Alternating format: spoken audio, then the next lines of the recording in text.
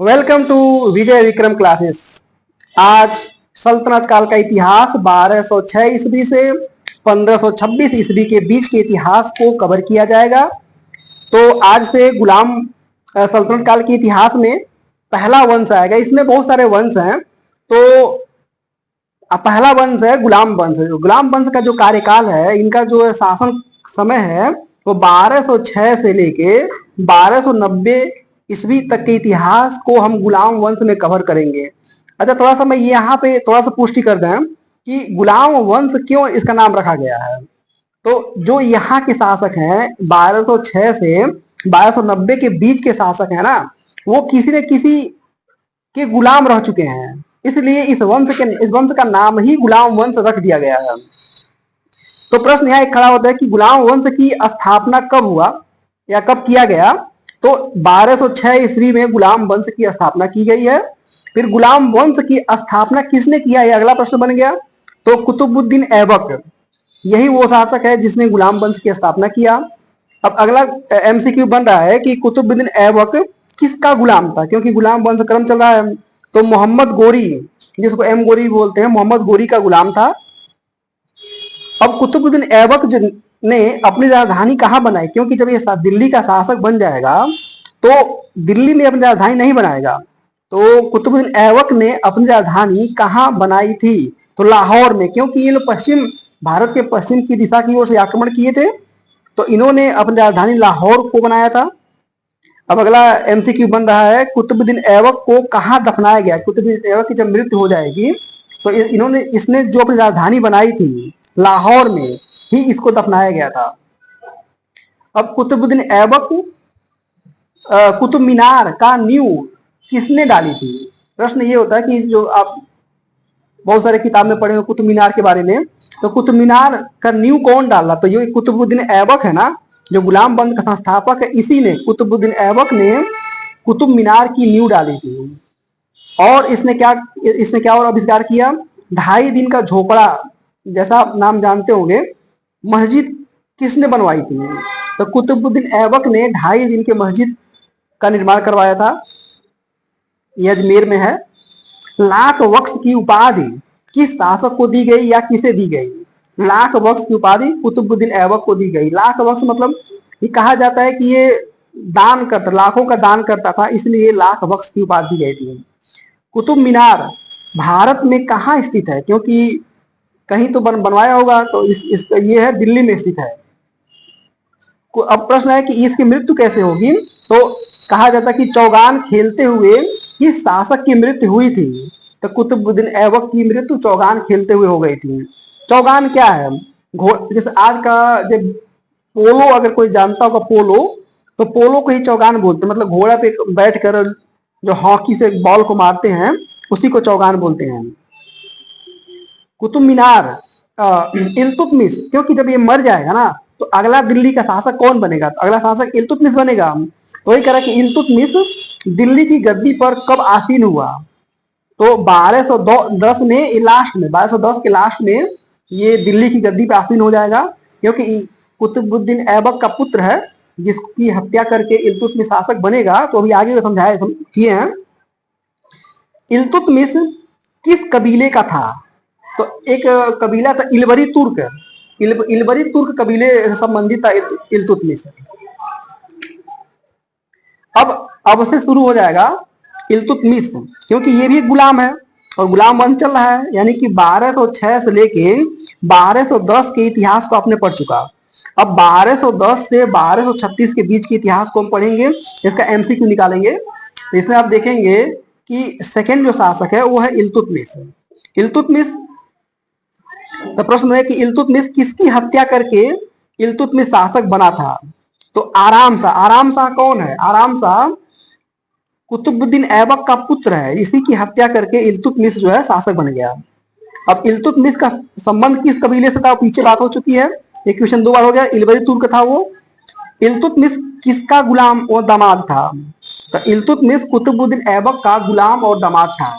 जिस समय ऐबक की मृत्यु हुई, मतलब ऐबक मतलब कुतुबुद्दीन ऐबक की मृत्यु हुई, उस समय इल्तुतमिश कहाँ का गवर्नर था, तो बदायूं का गवर्नर था। इसी का लाभ उठा के जो इसका पुत्र आराम सा शासक बन जाता है, लेकिन जब बदायूं से ये जब पहुंचता है दिल्ली लाहौर में, तो ये जाके आराम शाह की हत्या करके और शासक बन जाता है। इक्ता प्रणाली किसने प्रारंभ की? इक्ता, ये बहुत इंपॉर्टेंट प्रश्न है। इक्ता प्रणाली किसने प्रारंभ की, या इक्ता प्रणाली का जनक कौन था? तो ये इल्तुतमिश है, यही इक्ता प्रणाली का जनक है।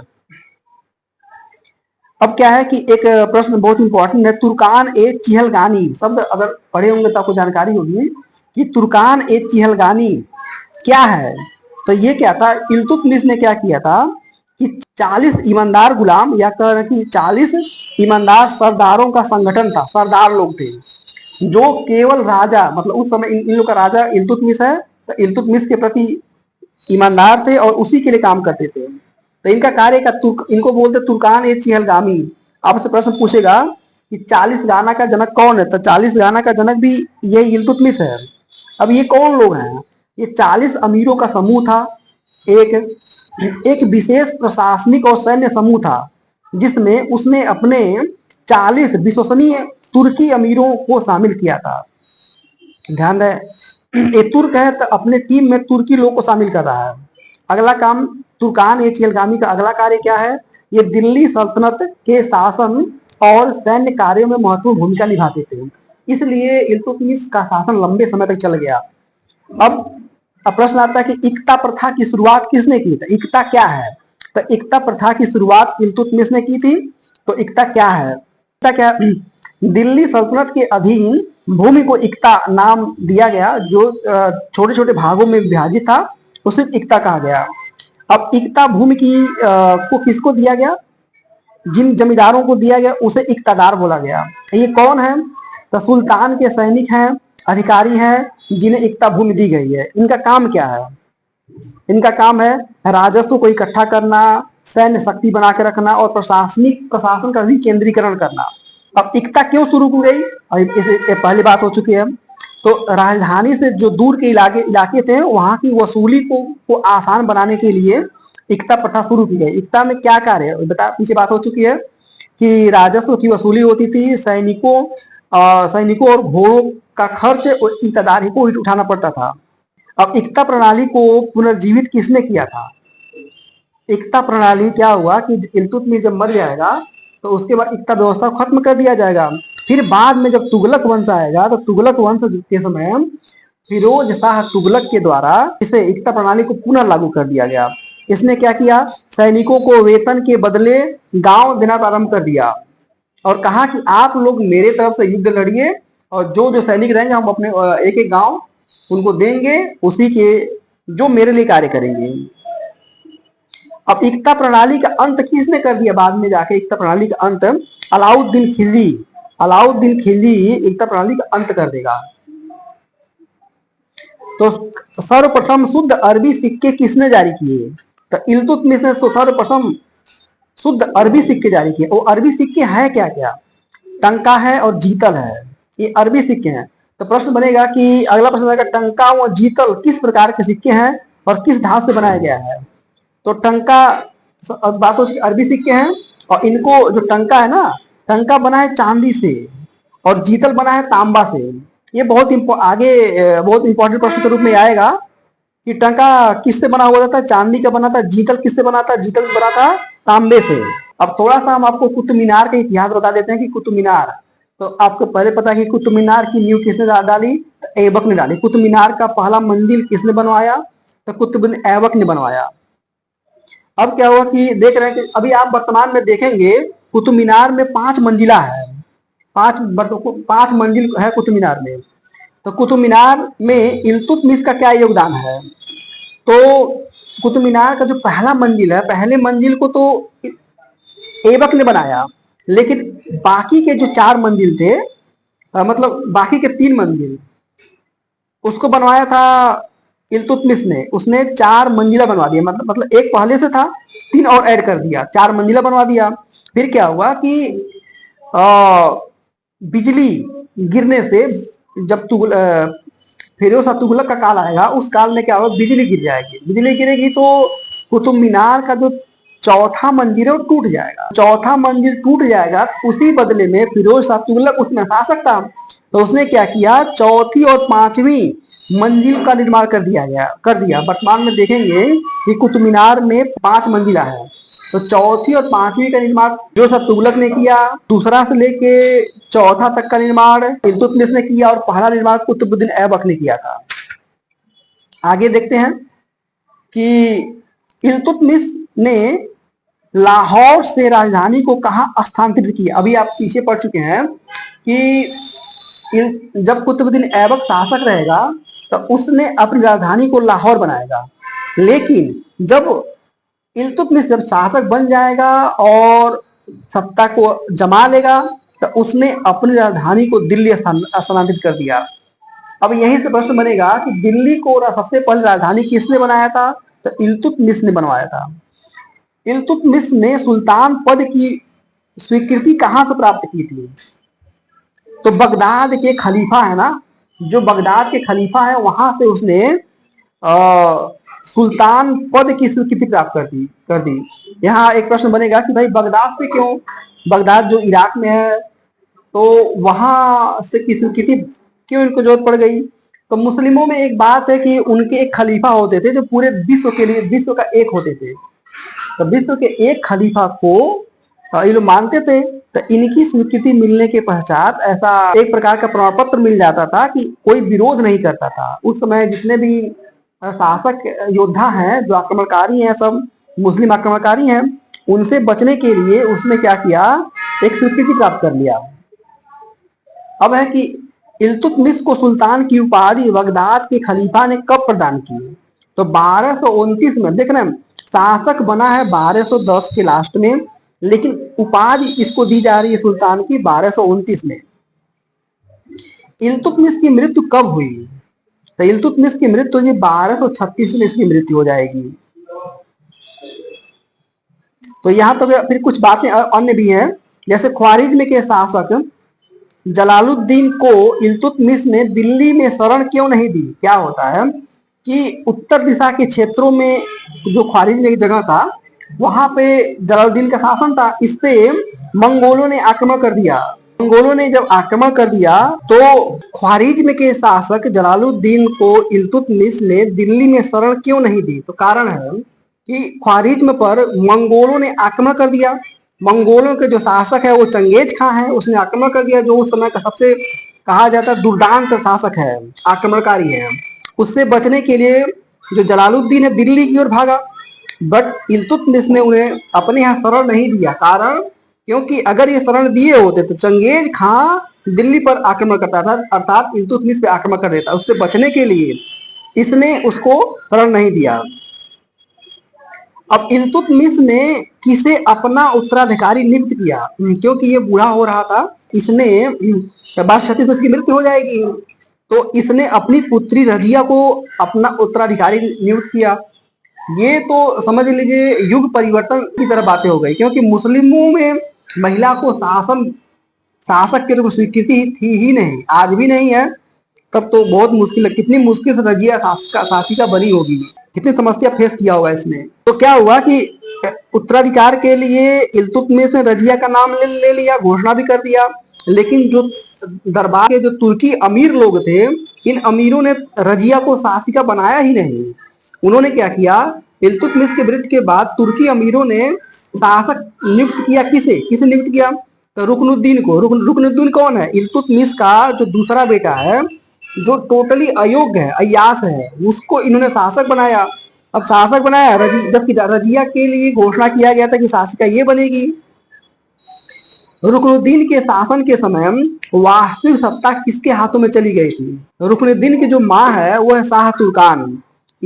इसने शासक तो अपने पुत्र रुकनुद्दीन को बनाया, लेकिन सब निर्णय ये करने लगी। फिर से महिलाओं के हाथ में सत्ता चली गई, फिर तुर्की अमीरों को पसंद नहीं आया, और ये अति महत्वाकांक्षी महिला थी और निर्दयी महिला थी। इसलिए इन लोगों ने, जो अमीर दरबार के अमीरों ने क्या किया, इसको हटाने का प्रयास किया, हटाया।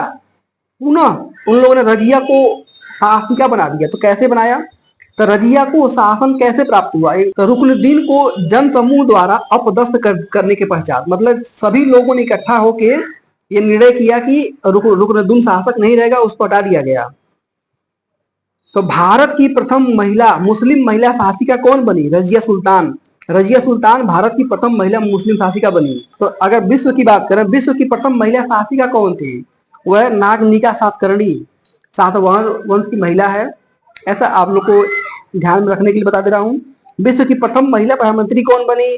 तो श्री माओ भंडार नायके थी, इन्होंने ये बनी थी। अब फिर एक प्रश्न शुरू हो जाएगा कि इकता प्रथा, अब फिर से कहानी शुरू हो गई, क्योंकि अब शासिका बन गई रजिया।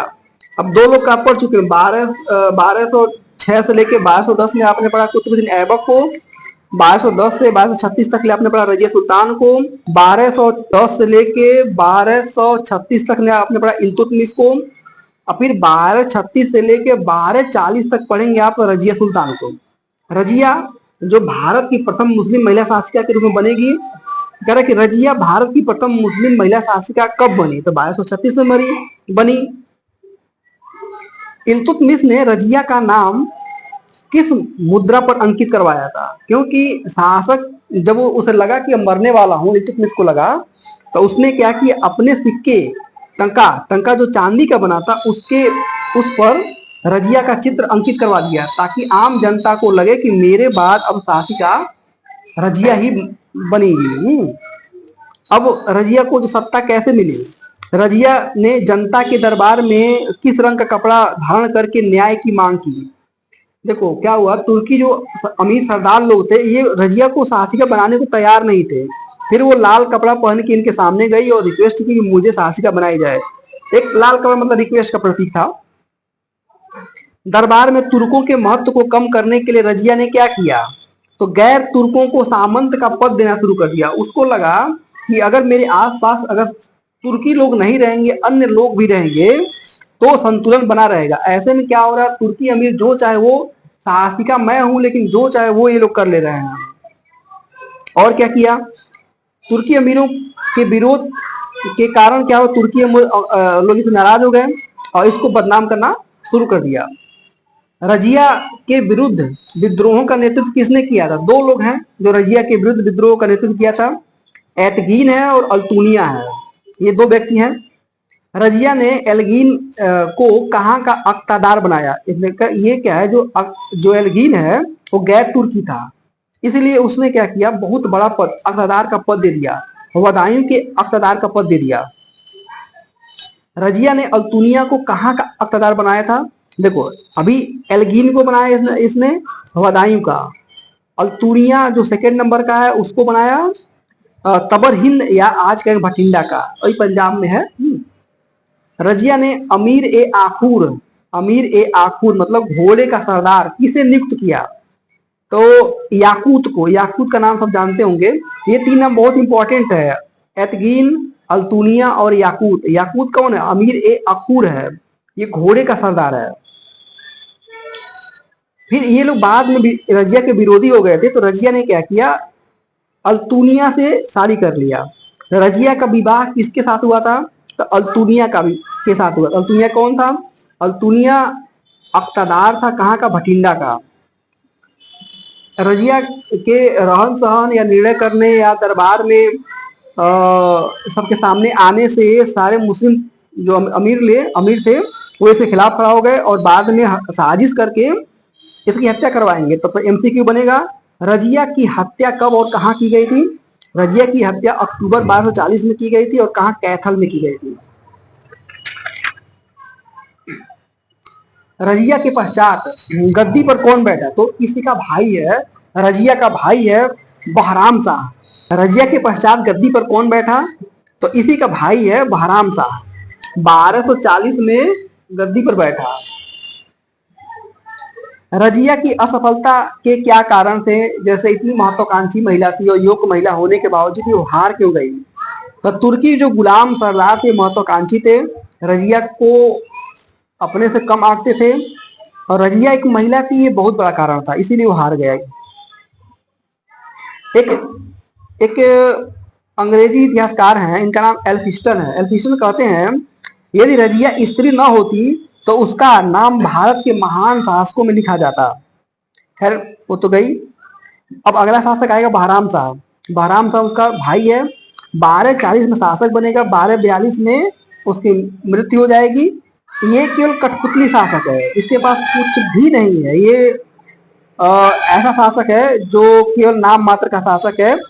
दरबार में अन्य लोग हैं जो अपने अपने अनुसार कार्य कर रहे हैं। जैसे जैसे जैसे बहराम का शासक बनेगा तो तुर्की अमीरों ने क्या किया, एक नए पद को जन्म दिया, नायब ए मुमलकत। ये क्या है, तो तुर्क अधिकारियों द्वारा एक नवीन पद की स्थापना की गई जिनको संपूर्ण मतलब कहा जो नायब ए मुमलकत होगा, ये वो व्यक्ति होंगे जिनको सब अधिकार दे दिया गया। मतलब ये कोई कार्य करेंगे तो सुल्तान उसमें हस्तक्षेप नहीं करेंगे। तो कहा कि सर्वप्रथम नायब का पद किसे दिया गया। सर्वप्रथम नायब का पद किसे दिया गया, तो एतगीन को दिया गया। अब तक वास्तविक शक्ति की सत्ता कितने दावेदारों के पास चली गई थी, तो सुल्तान तो था ही एक, सेकंड नंबर नायब था और वजीर, इन तीनों के पास सत्ता चली गई थी। अर्थात अब सत्ता कमजोर होती चली जा रही है। मंगोलों का आक्रमण किसके शासनकाल में हुआ, तो बहराम शाह के काल में हुआ, 1241 में प्रारंभ हो गया था। अब इसकी मृत्यु हो जाएगी, बहराम शाह की मृत्यु होगी तो इसका भाई आएगा महमूद शाह। 1242 से 1246 तक के ये शासक रहेगा। तो ये भी कठपुतली शासक है। किसके शासन काल में समस्त शक्ति 40 सरदारों को, जैसे पीछे आप पढ़ेंगे तुर्क चिहलगामी वाला, तो वही है, 40 सरदारों के हाथों में चली गई। तो महमूद शाह सुल्तान नाम मात्र का शासक रह गया। अमीर ए हाजिब पद पर किसे नियुक्त किया गया, बलवन को नियुक्त किया गया। अब जब उसकी मृत्यु हो जाए, बहराम शाह की मृत्यु हो जाएगी, फिर महमूद शाह मृत्यु हो जाएगी, तो महमूद शाह के बाद इसका भाई आएगा नासिरुद्दीन महमूद। नासिरुद्दीन महमूद 1246 से 1265 तक शासक रहेगा। तो सल्तनत का ऐसा सुल्तान जिसने टोपी सीकर अपना जीवन निर्वाह किया, मतलब शासक है लेकिन टोपी सी रहा है, टोपी सीकर अपना जीवन निर्वाह कर रहा है, तो है नासिरुद्दीन महमूद। बलवन ने अपनी पुत्री का विवाह किससे किया, तो वही नासिरुद्दीन महमूद से इसने अपनी पुत्री का विवाह किया। तुर्कान ए चिहलगामी का विनाश किसने किया था, बलवन ने, क्योंकि बलवन जानता था कि इसी समूह के द्वारा शासन सत्ता वो पाया है, क्योंकि तुर्कान ए चिहलगामी का वो हेड था, तो उसे जानकारी थी अंदर की चीजें। इसने आते ही पहला काम किया कि तुर्कान ए चिहलगामी पद ही खत्म कर दिया। उलुग खान नामक उपाधि की नासिरुद्दीन ने किसे प्रदान किया, तो बलवन को दिया। मतलब बलवन है कौन, जो नासिरुद्दीन है जो शासक है उसका ससुर है। नायब मुमलकत का पद किसे दिया गया, तो बलवन को दिया गया। बलवन विरोधी भारतीय मुसलमानों के दल का नेता कौन था। एक बाद में क्या हुआ, जब दिल्ली के सल्तनत में जब अंदर बहुत उधेड़ बुन चलने लगी, तो जो हिंदू थे मुसलमान बन गए थे, इनका जो नेता था इमादुद्दीन रिहान ने बलवन का विरोध किया, बाद में इसकी हत्या करवा दिया। नासिरुद्दीन की हत्या कब और किसने करवाई, तो यही नासिरुद्दीन कौन है, जो शासक है। तो 1265 में इसकी हत्या की गई और किसने करवाई, बलवन ने स्वयं अपने दामाद की हत्या करवा दी। अब ये वंश खत्म। अब बलवन आया और बलवन दिल्ली की सल्तनत पे बैठा 1265 से 1287 तक ले 87 तक ये दिल्ली के सल्तनत का शासक था। तो इसने सत्ता कैसे प्राप्त की, तो लौह एवं रक्त की नीति, कहा जाता है कि रक्त एवं लौह की नीति किसने अपनाई थी, तो बलवन ने अपनाई थी। सीरी नामक नया नगर किसने बसाया था, तो बलवन ने बसाया। सीरी क्यों बसाया, सीरी भारत के मैप देखेंगे तो भारत के उत्तर पश्चिम में एक जगह है हरियाणा के आसपास, वहां पे बलवन ने सीरी एक नगर बसाया। सीरी में अपने सैनिकों को रखा। क्यों, क्योंकि मंगोलों के आक्रमण से दिल्ली को बचाने के लिए इसने सीरी पे अपने सैनिक को रखा। एक दुर्घटना घटेगी और इसका बेटा सीरी में तैनात रहेगा, वो ये मुख्य अधिकारी रहेगा। मंगोलों के आक्रमण के समय इसका जो बलवन का बड़े बेटे की मृत्यु हो जाएगी, इसके सदमे में वो चला जाएगा बलवन, इसी कारण उसकी मृत्यु हो जाएगी। तो बलवन सीरी नगर को बसा देगा, फिर वहां का शासक अपने बेटे को बनाएगा, बाद में उसकी मृत्यु हो जाएगी। तो दरबार में सिजदा एवं पैबोस प्रथा को किसने प्रारंभ किया? तो बलवन ने किया। अब प्रश्न यहाँ खड़ा होगा, सिजदा क्या है? ये बहुत इंपॉर्टेंट प्रश्न है। सिजदा क्या किया? इसने क्या किया, अपने दरबार में अपने महत्व को बताने के लिए कहा कि जो भी लोग दरबार में आएंगे मुझसे मिलने के लिए, तो पहले वो सिजदा करेंगे, मतलब साष्टांग प्रणाम करेंगे, मतलब गिर के प्रणाम करना जमीन में। और दूसरे वो लोग होंगे जो पैबोस करेंगे, आएंगे मेरे पास, मेरा पैर चूमेंगे, तो उसको बोलना पैबोस। पैबोस मतलब पैर चूमना, और सिजदा मतलब साष्टांग प्रणाम करना। सिजदा क्या है और पैबोस क्या है, इस पर मैं बता चुका हूं। सिजदा क्या है? घुटनों के बल बैठकर माथे को जमीन पर लगाना, कोई सिजदा बोलेंगे। पैबोस क्या है? राजा के पैरों को चूमना। तो ऐसा बलवन क्यों करवाता था? तो वो सुल्तान के प्रति सम्मान और अधीनता के प्रदर्शन के लिए ऐसा करता था। वो क्यों? क्योंकि शासक के दैवी अधिकार की पुष्टि करना चाहता था और कहता था कि राजा श्रेष्ठ है, सुल्तान का पद सबको नहीं मिलता, सुल्तान श्रेष्ठ है, इसलिए लोग सिजदा और पैबोस करेंगे। तो सुल्तान पृथ्वी पर ईश्वर का प्रतिनिधि है, उसका स्थान पैगंबर के पश्चात है। ये बात बलबन कह रहा अपने लिए, और उसने अपने लिए नियायत खुदाई बताया। इसका मतलब ये होगा कि सुल्तान ईश्वर का प्रतिनिधि है। नवरोज प्रथा की शुरुआत किसने किया? नवरोज प्रथा की शुरुआत किसने किया? ये बहुत इंपॉर्टेंट प्रश्न है। तो नवरोज प्रथा की शुरुआत बलबन ने किया। बलबन ने किया। नवरोज क्या है? नवरोज क्या है? तो फारसी में जो साल का पहला दिन होता है उसी को नवरोज बोलते हैं। नवरोज कहाँ का त्योहार है? तो नवरोज ईरानी त्योहार है। ये तो बहुत इंपॉर्टेंट प्रश्न चल रहा है। शाहनामा की रचना किसने की? तो फिरदौसी। इसी के दरबार में था एक व्यक्ति फिरदौसी, जिसने शाहनामा की रचना की है। शाहनामा में बलबन स्वयं को किस वंश से संबंधित बताया है? तो बलबन अपने को बोलता है ईरान के शासक जो वहां के रहे होंगे उसमें जो है अफरासियाब वंश के से अपने को बोलता कि मैं अफरासियाब वंश से संबंधित हूँ, मतलब वहां का सबसे ताकतवर वंश। अब अगला है दरबारी कवि। इसके दरबार में कौन कौन कवि थे? तो अमीर खुसरो थे और अमीर हसन थे। दो नाम बहुत इंपॉर्टेंट है। अमीर खुसरो से एक प्रश्न और बनता है कि तूतीय हिंद किसे कहा जाता है? तूतीय हिंद अमीर खुसरो को कहा जाता है। हिंद की उपाधि किसे दी गई? तो अमीर खुसरो की दी गई। 40 दल का दमन किसने किया? बलबन ने किया। नायब पद का अंत कौन कर दिया? बलबन ने किया। दीवाने अर्ज, अगला बहुत इंपॉर्टेंट प्रश्न आ गया, दीवाने अर्ज की स्थापना किसने किया? तो दीवाने अर्ज की स्थापना बलबन ने किया। और दीवाने अर्ज क्या है? दीवाने अर्ज सैन्य विभाग है। अर्ज को ये क्यों बनाया? क्योंकि इसके मतलब मंगोलों के आक्रमण से मुकाबला करने के लिए इसने सैन्य विभाग बनाया था। बलबन के शासन की सफलता का मूल कारण क्या है?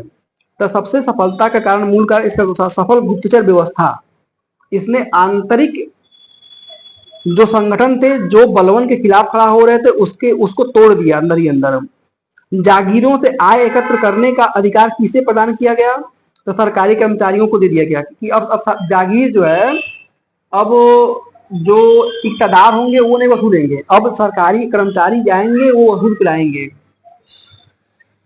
जागीरदारों को किस प्रकार का धन देने का आदेश दिया गया था? नगद धन।